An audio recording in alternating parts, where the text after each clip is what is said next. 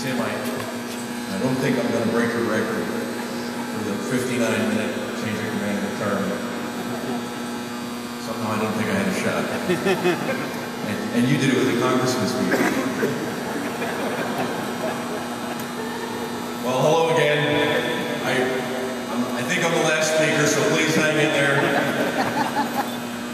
As you might imagine, I've had quite a long time to think about what I wanted to say at this moment.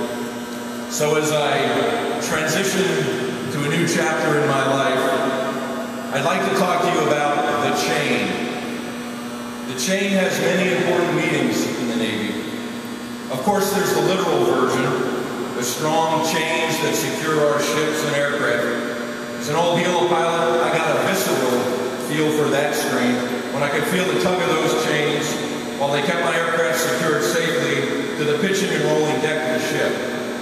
But we also use the chain in many figurative ways within the Navy, such as the chain of command. And when we first entered the Naval Academy, we had to memorize the laws of the Navy. How many classmates out there remember them? You know. Now these are the laws of the Navy, unwritten and varied they be, and wise is the man who observes them going down to his ship of the sea. But one verse that always stuck out for me was this one. On the strength of one link in the cable dependeth the might of the chain. Who knows when you may be tested, so live that you'll bear the strain. And my wife Debbie, the daughter of a sea captain, understood the importance of the chain in naval life when she gave me a wedding band fashioned out of chain to symbolize the strength and security of our bond.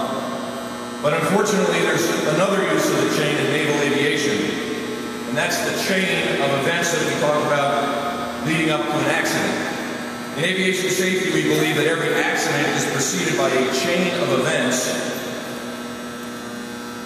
and the belief is that if only one link in that chain had been broken, then the accident would never have occurred. But today I would like to put a more positive spin on that, and I would like to talk about my personal chain, the chain of events that brought me here today.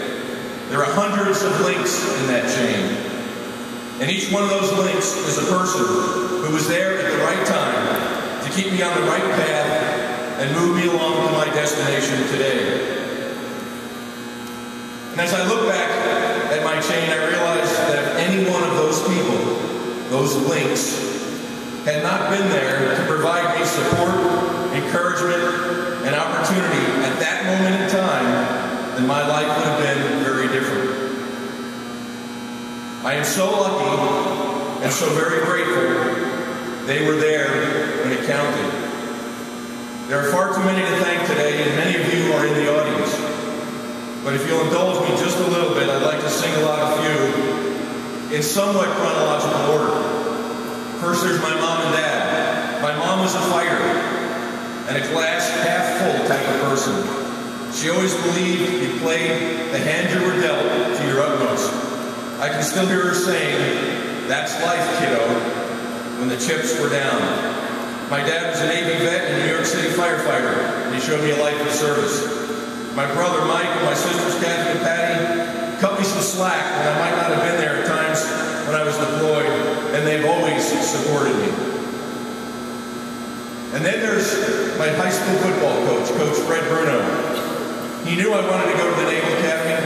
When I only made the Naval Academy alternate nomination list, he sent my game films to the Naval Academy coach. And 5 months later, I was standing in T-Court, suitcase still in hand, getting screamed at by somebody I had just met. And when I made Admiral, I wanted to look Coach Bruno up and thank him, so I Googled his name. And I found 2 recent articles in Newsday, the local Long Island newspaper. One was about him leading his high school team to the league championship, and then the other, unfortunately, was his obituary. So don't wait too long to thank the people in your chain.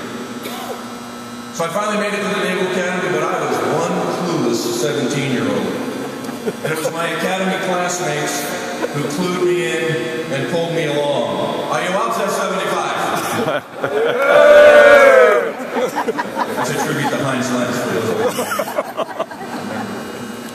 Most of all, my company mates, the Rangers. They picked me up when I was down. They kept me laughing almost every day. And even after years of separation, they're still my BFFs. Hey, I'm getting kind of bothered. I got an iPhone.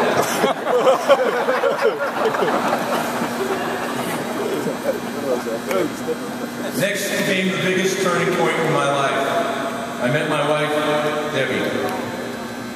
Debbie,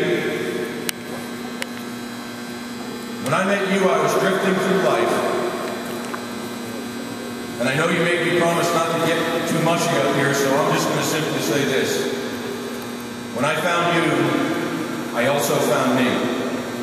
And thank you, sweetheart, for sharing the adventure. To my mother-in-law, Dr. Jane,